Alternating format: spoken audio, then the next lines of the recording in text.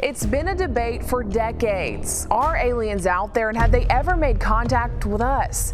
Calvin Parker is now ready to tell the story of the event that would change his life forever. I seen three bulky looking creatures coming toward us. By the time we stood up and turned around, they was there on us. They was in an examination room, took me and laid me on the examination table, and he just backed up out of the way. I couldn't move or anything. I just remember waking up. I just saw this large head hovering over top of me. There was three of these beings who physically were in the room. They were literally dragging me from my bed. The only part of the experience that I don't fully recall is how we got from the hallway up to their ship. They come in the night, leaving only whispers and shadows behind. Are they just figments of our imagination, or something more?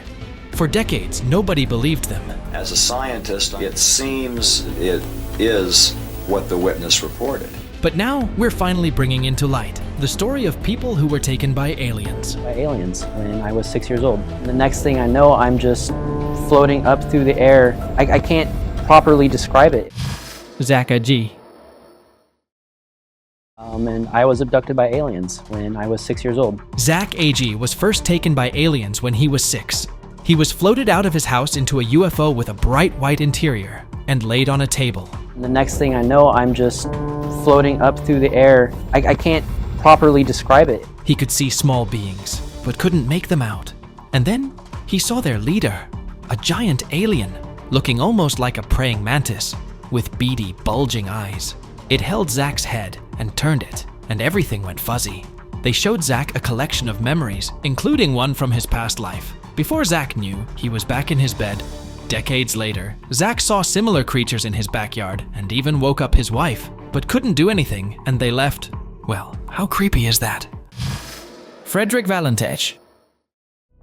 Frederick Valentich, a 20-year-old Australian pilot, mysteriously disappeared on October 21st, 1978, during a training flight over the Bass Strait. His last communication with Melbourne Flight Service included a report of an unidentified aircraft with bright lights and metallic surfaces following him, along with descriptions of the aircraft making unusual maneuvers. Valentich's final transmission was interrupted by a metallic, scraping sound, and he was never heard from again. It's hovering, it's not an aircraft! Investigations into his disappearance revealed no trace of Valentich or his aircraft. Despite extensive searches, it is believed he was taken by aliens, since the area was haunted by similar sightings. Ufologists have gone over the area multiple times, finding evidence of an abduction, but nobody knows what happened to Frederick Valentich. Philip Spencer.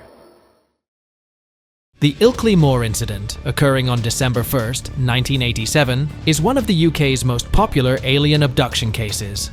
Philip Spencer, a former policeman, was navigating a foggy moor using a compass when he encountered a small, green creature, which he managed to photograph. But then, everything went blank. When he awoke, Spencer was disoriented. His compass reversed polarity, and village clocks confirmed he was out for a long time.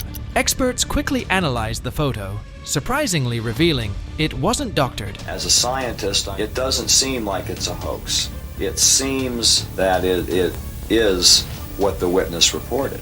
Despite being hounded by news reporters and even government officers, Spencer swears up and down he encountered the captured alien being. It is believed Spencer was one of many to meet aliens at Ilkley Moor, but the only to return. Debbie Jordan Cauble. I know for a fact that there were things that I wrote in that book and things that I've written in this book now that he would not have really been pleased with. Debbie's story first came into light after Bud Hopkins published it in his book, writing Debbie as a woman named Kathy Davis. Accordingly, Debbie has constantly interacted with aliens, first encountering some sort of UFO near her childhood home, which returned years later after Debbie had settled down and had kids, forcibly taking her in her sleep. The aliens aboard the UFO subjected her to multiple medical tests. Each time, nothing would support Debbie's story save for a large ring in her backyard, burnt into the shape by the UFO landing on the grass, where nothing would grow for years. And my experiences were more of a physical level. They were leaving marks in yards, there were witnesses. Debbie has herself written books about her experience, but like any other UFO abductee, only a few took her seriously. Travis Walton.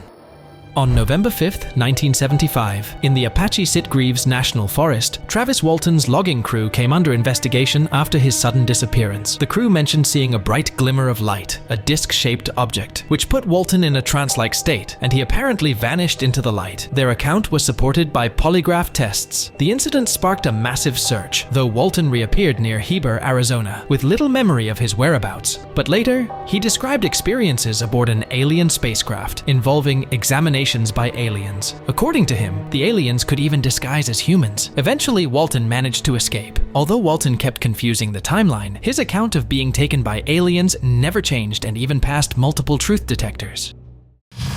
Terry Lovelace.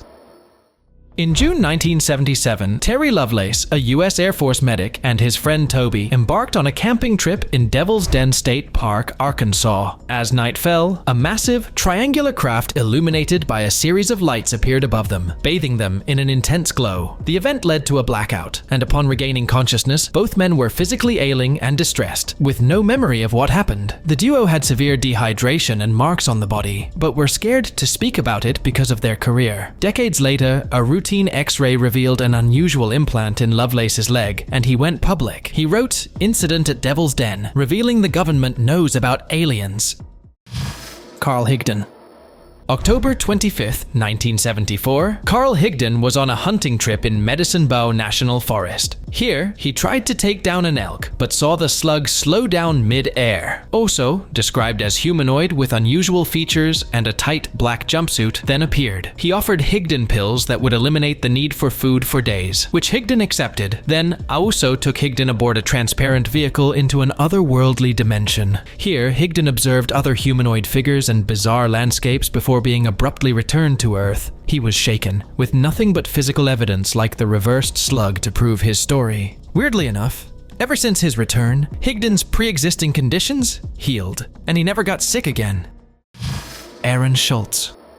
From the age of 8 to 10, in a quiet suburb near St. Louis, Missouri, Schultz encountered beings with large heads and dark, bulging eyes, dressed in form-fitting silvery suits. These entities led him to their spacecraft, where they conducted medical examinations in a room with white walls that resembled molten metal. It happened several times, each time Schultz returned home just before dawn. And then one day, he managed to ask them who they were. Humans from the future, that's all they said, shaking little Schultz to his core. For decades, Schultz stayed silent, unsure if anyone would believe him. But now, he's finally speaking up, and is the only to believe the stories of other victims like him. Tammy Stone. In 1973, near Waco, Texas, while driving home after a late-night shift, Tammy Stone suddenly felt strange and lost 3 hours of time. Although spooked, she thought nothing of it until she began to have disturbing dreams that pieced back her memories. In these, strange figures with thin faces pulled her from her car to an alien craft. They laid Tammy on a table and inserted a small object into her nose. Their tools looked like a giant eye, scaring Tammy, who forgot everything when she returned home. Later, she checked her nostrils and could feel something but couldn't see it. No doctor took her seriously enough to get an X-ray, so her case remains the strangest mystery till date. Maria Ward. Maria Ward was sleeping when a bright flash woke her up. At exactly 3:17 a.m., she heard a voice saying, "Follow the light." And then she was lifted up into a strange aircraft. She opened her eyes, only to find herself against creepy, 5 feet tall extraterrestrial creatures, all donned in milky white, which began conducting some sort of medical examination. Throughout, she kept smelling rotting leaves. After what seemed like an eternity, she woke up back in her bedroom, her body covered with weird marks. Terrified, she visited medical professionals who couldn't figure out where these weird marks came from, but did advise her to call the police, but Ward was too scared. But now, she's finally speaking up. Avis family. On the evening of October 27th, 1974, the Avis family was driving through Avley, Essex, when a dense green mist engulfed their car, leading to temporary malfunctions in their vehicle's electronics and lights. As they drove through this mist, they felt an unusual coldness, followed by a sensation of being moved forward. It wasn't until they reached home that they realized 3 hours had passed, without them realizing it. Creepily after this, the Avis family changed. They stopped eating meat and drinking, became quite aware of their environment, and experienced paranormal occurrences throughout. They later said tall, peaceful aliens with pink eyes had taken them aboard a ship and were sure the aliens blessed their health. But nobody believed them. Betty and Barney Hill. On the night of September 19th, 1961, Betty and Barney Hill experienced what became one of the most documented alien abduction stories. As they drove through New Hampshire's White Mountains, they observed a UFO. This encounter included an abduction where both were subjected to medical examinations. The Hills noticed unusual phenomena immediately after the incident. Their watches stopped working, and there were shiny circles on their car's trunk that reacted strangely to a compass. Following the encounter, they became distressed and sought help from Dr. Benjamin Simon, who put them under hypnosis, where they recalled detailed interactions with the alien beings, including observing a star map that Betty later reproduced, said to depict the aliens' home system near Zeta Reticuli. Linda Cortile Napolitano. Linda had just woken up when a hovering UFO levitated her from her 12th floor apartment. The incident was reportedly observed by several witnesses, including 2 bodyguards who were allegedly protecting the then Secretary General of the UN. Aboard the UFO, Linda met gray aliens who took her to a room filled with advanced technology. She underwent an examination, an experience she later recalled during hypnosis. Linda later returned, unharmed but changed. She was no longer her happy-go-lucky self and began viewing November 30th, 1989 as the darkest day in her life. Linda's story, though supported by the bodyguards, has met criticism. Many feel her abduction was a crazy cover-up for a secret controversy by the UN, but who knows the truth? Antonio Villas-Boas. Antonio Villas-Boas, a 23-year-old Brazilian, was working in his fields at night to avoid the heat. Out of nowhere, a red star descended towards him, transforming into an aerial craft with a rotating structure on top. As he attempted to flee, Boas was captured by small humanoid beings who dragged him aboard. Inside, Boas was smeared with a clear, odorless liquid. He even met a very attractive female alien with blonde hair and a pointed chin. Boas claimed the aliens were conducting a breeding experiment. After getting back, Boas suffered nausea, weakness, anxiety, and nightmares detailing his encounter. Boas is sure there's a race out there that's half human, half aliens, ready to take over the world when we least expect. Herbert Schirmer. Herbert Schirmer, a 22-year-old police officer, was patrolling when he noticed red truck lights, only to realize they were from a metallic disc-shaped object floating above the road. The object emitted a high-pitched scream and took Schirmer, returning him later. Following the encounter, Schirmer reported physical symptoms such as a headache and a red welt on his neck. Schirmer underwent hypnosis by Dr. Sprinkle in 1968, where he described the beings as short, humanoid figures with cat-like eyes and a winged serpent emblem on their uniforms. The beings were using electrical power and had bases on Venus and Earth. The Condon Committee, which investigated UFO sightings at the time, was skeptical, but Schirmer maintains his story. Mann family. In 1978, the Mann family, including John Mann, his wife Gloria, his sister Frances, and their 2 children, encountered an unexplained brilliant white light, which they followed before it dramatically changed their surroundings and lost them nearly 2 hours of time. They reported feeling a strange control over their vehicle, almost as if it could drive itself, and later found physical signs like rashes and bruises with no known causes on their bodies. Under hypnosis, they recalled more details about the encounter, describing it as initially memoryless, but later revealed through therapy sessions the incident was significant enough to involve reports to the RAF and left them with long-lasting effects, including disturbing nightmares, but who knows what else they experienced. The Allagash Waterway Abductions. The Allagash Waterway abductions in 1976 involved 4 friends, Charles Foltz, Chuck Rack, Jim Weiner, and Jack Weiner, who saw an unidentified flying object during a camping trip in Maine. This encounter allegedly resulted in their abduction by non-human entities, who subjected them to medical examinations aboard the craft. The men claimed they lost several hours of time, which they could not account for, and their campfire, expected to burn for hours, had burnt down to ashes, suggesting a passage of time they could not recall. It wasn't until years later, after experiencing persistent nightmares and other disturbances, that they underwent hypnosis and provided consistent details. They have been repeatedly tested by psychologists and truth detectors and are reportedly telling the truth. Betty Andreessen Luca. It all began on the evening of January 25, 1967, in South Ashburnham, Massachusetts, when Betty reported that her home was visited by alien beings. They took her aboard a spacecraft and subjected her to various procedures. She described the aliens as angelic beings who told her messages of love and unity. Under hypnosis, she revealed detailed interactions with these beings who never hurt her, but did conduct some tests.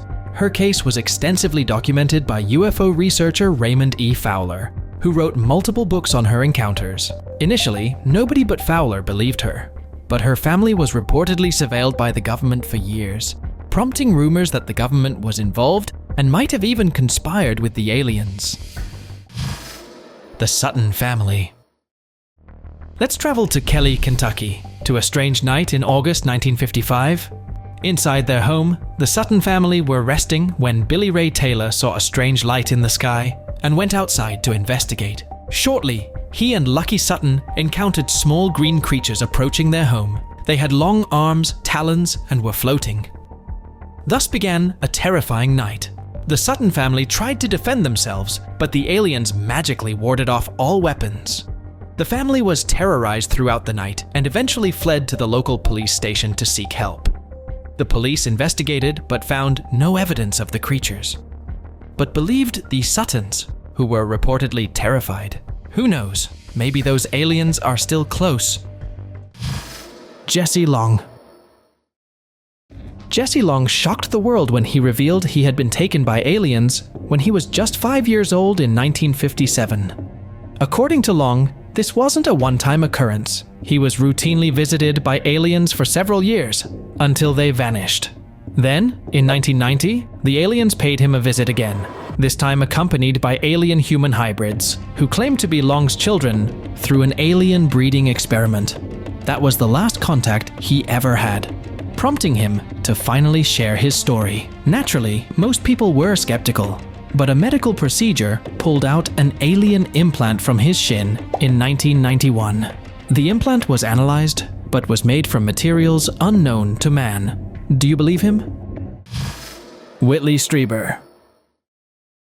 Whitley Strieber was sleeping peacefully in his cabin in upstate New York for Xmas holidays in 1985, when he was suddenly woken up by a strange entity, which forcefully took him on a spacecraft. His experience matched that of many UFO victims, medical procedures being the norm. He was returned, but unlike other alien abductees, Strieber remembered his experience and even detailed it in his book, Communion, in 1987.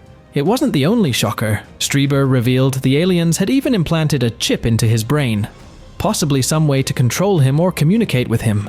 When all was forgotten, Strieber published more books titled The Greys and Confirmation, where he mentioned seeing gray aliens and even meeting human-alien hybrids. Kelly Cahill.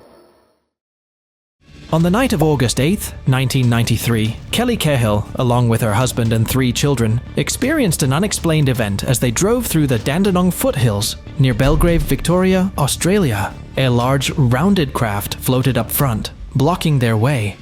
It emitted different colored lights from its base. Scared, the family kept driving, but a strange, blinding white light flashed in front of them. When they came to, they'd lost an hour, with no idea what happened, and nothing unusual, except a strange triangular mark on Kelly's stomach. Later, the family remembered meeting thin, humanoid creatures, 7 feet tall, with large, glowing red eyes. But to this day, they don't know what happened to them, and if they'll ever be okay. Stan Romanek. Stan Romanek claims to have experienced multiple alien abductions and encounters with extraterrestrial beings. He asserts that these encounters first happened in 2000 and continued randomly until just last year, during which Romanek claimed to be hurt by alien beings, and even implanted with a strange device. Here's the catch. During these multiple abductions, Romanek even claims he once woke up with Betty Hill's dress, wondering if he encountered the same aliens as her and was purposely dressed like this, or if the duo were taken together and met aboard the UFO but don't remember it at all. Yet the biggest clues lie in his documentary, where he even shared footage and photos that prove his experience, exciting ufologists worldwide. Chris Bledsoe. During a fishing trip with his son and 3 co-workers, Bledsoe experienced a dramatic encounter with mysterious aerial objects and extraterrestrial beings. This event marked the beginning of ongoing paranormal experiences for him, which include multiple sightings of UFOs and interactions with what he believes are non-human entities. Bledsoe describes these beings with red glowing eyes and being somewhat small, about 3.5 feet tall. He also recounts episodes of missing time. The only proof is his health.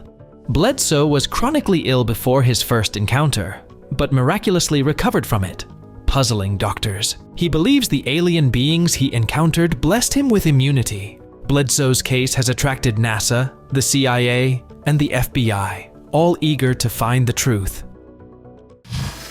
Val Johnson.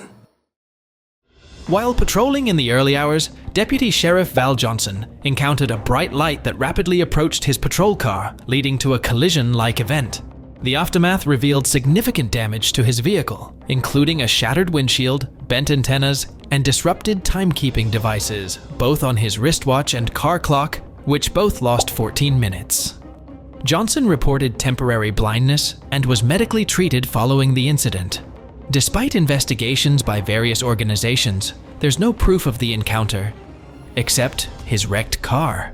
Many believe aliens planned the crash and used it to abduct him into another dimension, which explains why he was out for only 14 minutes on Earth. He's sure the aliens will return, but this time he'll be prepared. Amy Rylance. Amy Rylance was staying at a friend's, Petra Hella's house in Gundyr, Australia, when a bright beam of light shone through the window, levitating Amy inside a large craft right in front of Petra's eyes.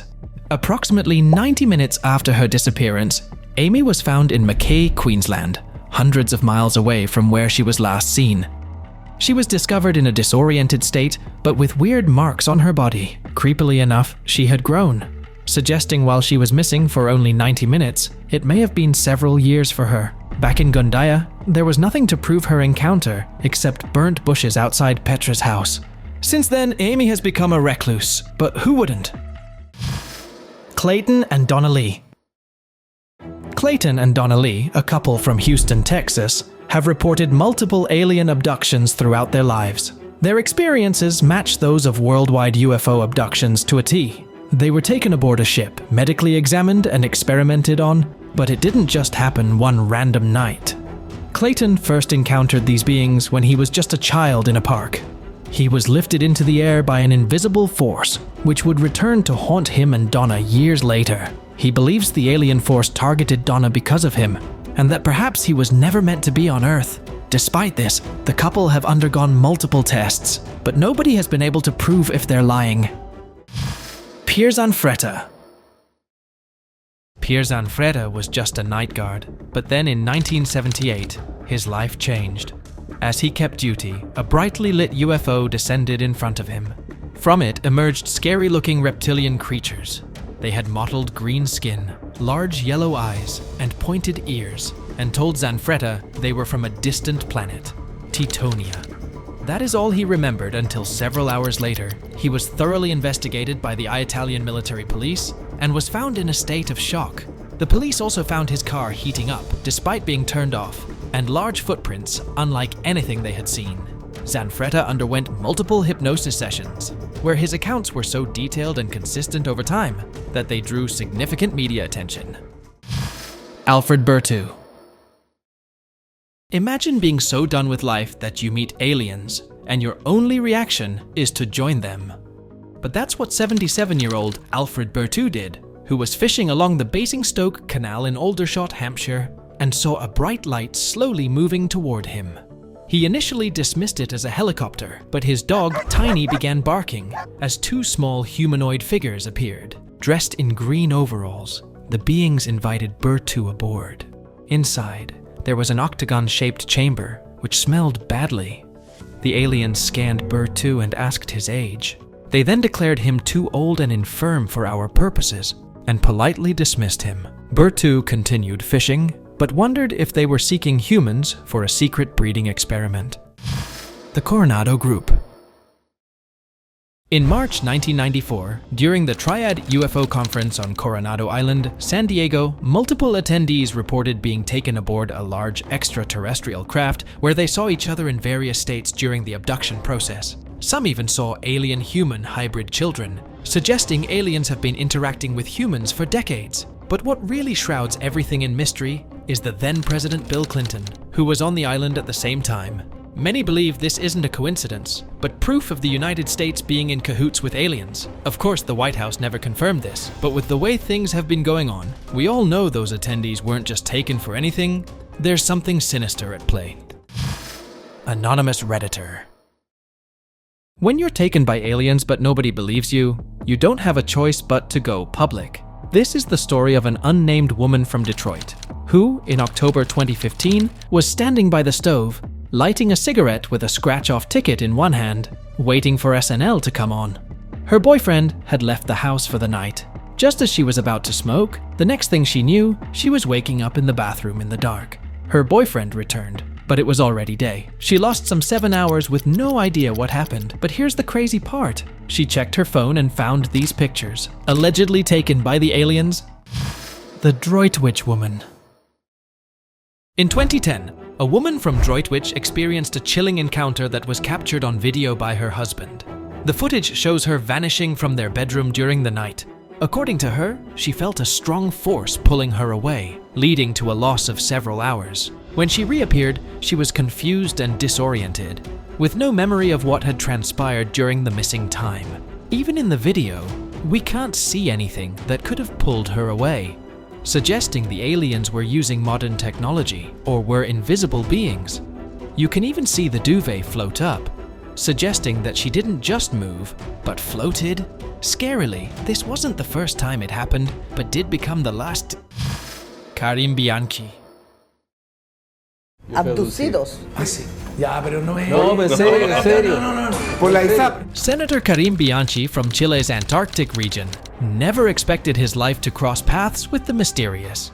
One night in 2012, while driving from Natales to Punta Arenas, a large rotating saucer appeared, causing his vehicle to stop suddenly as everything, including his phone, shut down. Moments later, he found himself 200 kilometers away, without any memory of how he got there. Following this, Bianchi experienced unusual occurrences, including frequent sightings of owls. Once, a stranger even handed him an owl.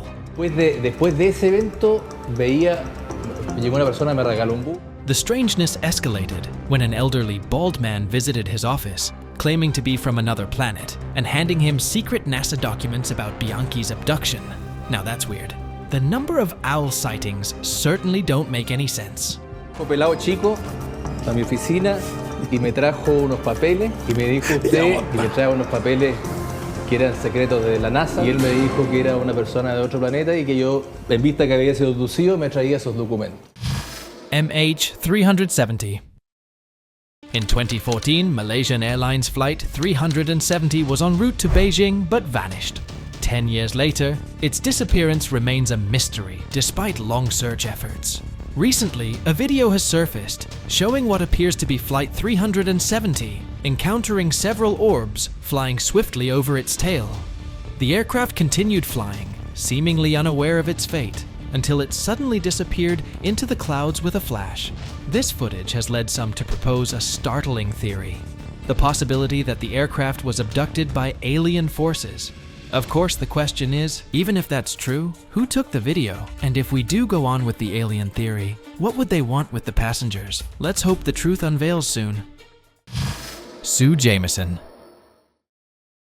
Sue Jameson recounts the night when her family experienced what they believe was an alien abduction. It began with Sue waking up to a blinding light flooding her room.